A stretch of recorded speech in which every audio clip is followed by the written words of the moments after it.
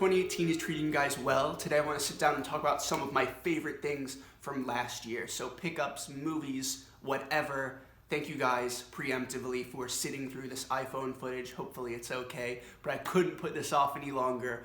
I need my camera charger back, which I should be getting later this week, but I have such a long list of videos, and this one I'm really excited to share some different things that I like to give you guys an idea of what I'm into and maybe give you some recommendations for you to check out or things that we both like that we can talk about down in the comments or whatever. So here we go. Let's start off with some pickups. Alright, so I'm doing 5 items that are sort of all spread out across the year, which I think is pretty interesting.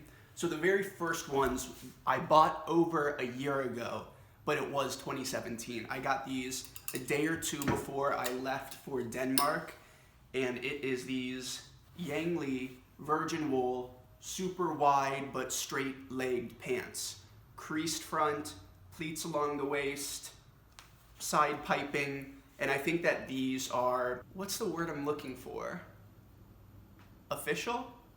Something that's official but in a grimy way, something you'd wear to a really nice event if you were a dirty cop that you saw in that last photo set that Kaylee and I put together. They're formal, but something really dark about them. The next ones I bought at the Trading Museum in France that is an offshoot of the Comme des Garçons store there. And these are Kiko Kostadinov shorts, an absolute favorite pair of shorts of mine, and I've never really had any favorite pairs of shorts, so that means something, I guess.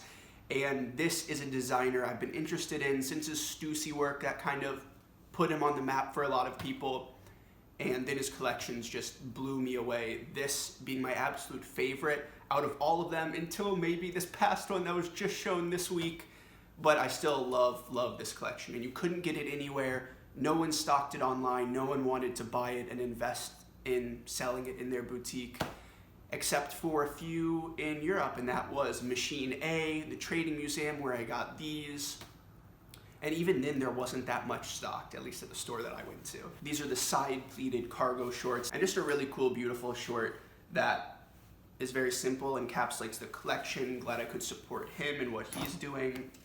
The next one, not these pants, the next one is my Twin Peaks vest, if you want to so explicitly call it that. What a beauty! This big old burlap potato sack vest I'm sure a lot of you guys are familiar with. It's just an insane collector's item. Traditional sportswear, but then just crazy. Oversized, exaggerated, that's a better word, exaggerated, distressed, cut here and surgically put back together. Huge Letterman that's sort of misplaced. Asymmetric on the bottom hem. Awesome collection, a lot of references of people that I'm really interested in. Next item is a more recent purchase, which I feel like a lot of the times it's hard for me not to just be biased towards all the recent stuff, especially when it comes to movies, music, etc.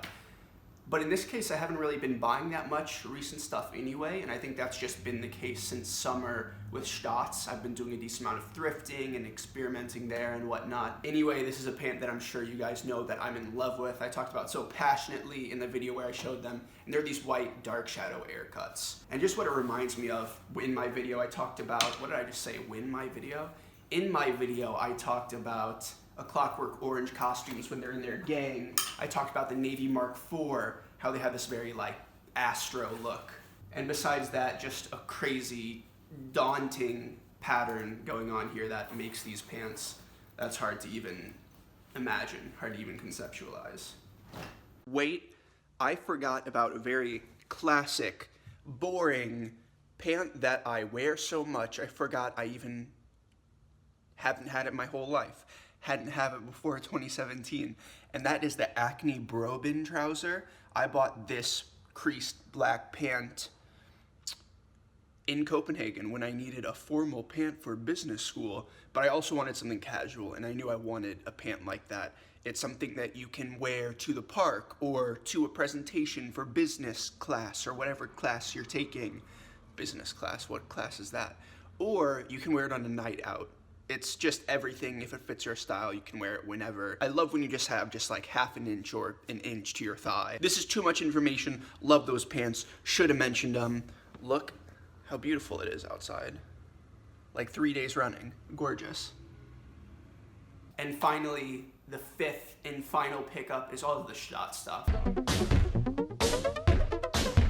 Are you kidding? It's the ultimate DIY, being able to bring these ideas, these very beginner stage sketches, and evolving it into something else, and then bringing it into fruition and creating something tangible has just been an awesome experience, a killer experience.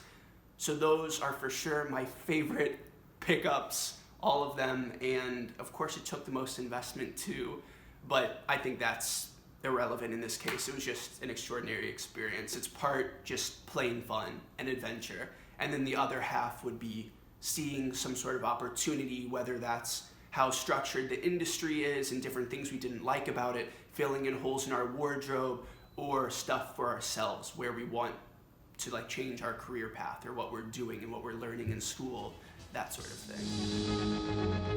The two TV shows I want to talk about, the earlier one being Twin Peaks Season 3. Are you kidding? How am I not going to include this? If you aren't familiar, I might as well give you a little look in, but it's probably too complex and ambiguous to really go into. In its most simplest form, it's a small, charming town, timber-producing town, and the story of the homecoming queen, how she's raped and murdered and turns up in a lake, and how that crime connects to the spiritual world. I think charming is a great world. You fall in love with the characters. It's also equally terrifying. It's the perfect level of ambiguous and surreal and strange to where you can't really grasp it. It's David Lynch, and it leaves your imagination running, but also the perfect level of understanding and following the storyline and gripping you in. First season, second season, and Fire Walk with Me, and now Twin Peaks Season 3. I can't recommend enough. Fire Walk with Me, one of my favorite movies. Second show, a more recent one, is David Fincher's Mindhunter, and this is the story of the FBI discovering or defining what a serial killer is. It's slow building in a great way, well written, well acted, beautiful. I'm not a film critic though, I just liked the fucking show. It was just really interesting, really gripping, and left you wanting more. There you go. Movies, two to share with you, and some that I actually want to see. So the first one, of course, we're starting off with all the of courses, and that is Blade Runner 2049. Insane. Love the original. I think I still might love the original more, but 2049. Not even going to get into the story because a lot of you have probably seen it or are familiar, and if not, it's just too much. It's about replicants and the end of the world. Go watch the original. Close your eyes. Don't just listen to the score. Listen to Vangelis. Close your eyes and imagine, and you'll know the whole story. Insane. The next one, I keep looking over here at my notes, is 3 Billboards Outside Ebbing, Missouri. It's a pretty heavy, dramatic movie, but it also has its moments of being hilarious. That's the word I'm looking for. And no, I'm not just selecting this because it's something about Missouri, but this movie is about a mother trying to get justice for her daughter, gossip, the way that we interact, and how that little Missourian town is so god darn intertwined. Go check those out. 2 that released at the very end of the year that I also want to see, which there are so many more to talk about, but that I haven't seen, is The Shape of Water and Phantom Thread. Look those up too. Now we're living up to my YouTube name, and we're actually talking about some gear, some gadgets, some geared toward gears gear.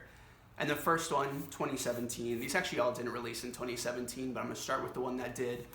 And that's the fricking Nintendo Switch. Are you kidding? Nintendo bodied this, knocked it out of the goddamn park. Insane. I can play Doom on the airplane. Gorgeous. The games, I don't have that many, but the ones that I do have been great so far, and I think that there's a lot out there that are great. I just don't really have the time to play them. The next thing is the OM-4ti. This certainly did not release in 2017, but this is a camera I bought following my little point and shoot passing away. And this I just got as a more serious single lens reflex. I can also bring into this picture, developing your own film. That was a super fun process. But this guy having a little bit more control over my pictures, a little bit better photo quality, and experimenting with the spot metering function, which is on this guy. Our editorial for shots, the very first one at that Frank Lloyd Wright home, was solely shot on this. Not so easy, even though I was about to say that, but a little bit simpler and just an incredibly fun process. Almost said super again, but I gotta get off that. Then, what was I gonna say? Oh, I was gonna mention Sonos because I was really interested in Sonos and I had it when I was younger because I thought the idea was so cool and I love that sort of stuff. Pat, can we look at a menu, please? Lunch menu or dinner menu, Sarah? But the interface was really clunky. Anyway, years and years later, here I am rebuying some Sonos stuff and I love it. Before I didn't want to listen to music out of my computer. I lost my Bluetooth speaker and I only really listened to it with my headphones. And it's awesome, just having a good speaker system. Even one speaker was great when I bought the first one a while back. The other thing is my Sidewalk skate deck. Sidewalk skate deck. That's just a really good souvenir. A skateboard deck from a Denmark skate shop. Gosh, what area was it in? I don't know. You can look it up if you're out in Copenhagen, but it's a good souvenir. Its illustration is by one of their sponsored skaters. And there you go. It has an interesting square nose. And that's the last one. Not really a gadget, but definitely a gear. You could say it's a gadget. I think we can pass that. And finally, I'm just gonna leave you guys with some music. Little snippets of tracks that either describe the project or the artist really well. So I guess that's sort of it. I hope you guys like this. If you're interested in any of these sort of things, I really recommend it because this is my 2017 favorites. You don't need me to say that. But it had been an awesome year 2 weeks ago when it was ending. But here we are now. Hope you guys like these favorites and they can give you something to go check out or for us to talk about down in the comments. Let me know what your guys' favorite things were. Give me some good recommendations based on my interests and obsessions with terrifying but charming small towns and clothing, whatever. So look forward to talking to you guys there. I'm going to start this off with a local artist from Missouri, very wholesome project. That's Matty Wood. And yeah, just stay tuned, listen to some tracks, and I'll see you in the next video. Have a good day for you guys. I got so much back, I think I'm never running out, yeah. Bust me down the wood, bitch, I don't do this for no clout. I done cried for this shit, might take a lie for this shit. Put the Bible down and go out for a knife for this shit. You're a joker, I'm the joker. Should've listened to the devil or the angel on my shoulder. Lighting the fire, magic prayer. Light up. Fire, just to let it go. If I saw you on the We at it early, Mac burning. I had a 30 in my Hollister. This is big business, my product banging like a big biscuit. Daddy bag with his long white Cadillac.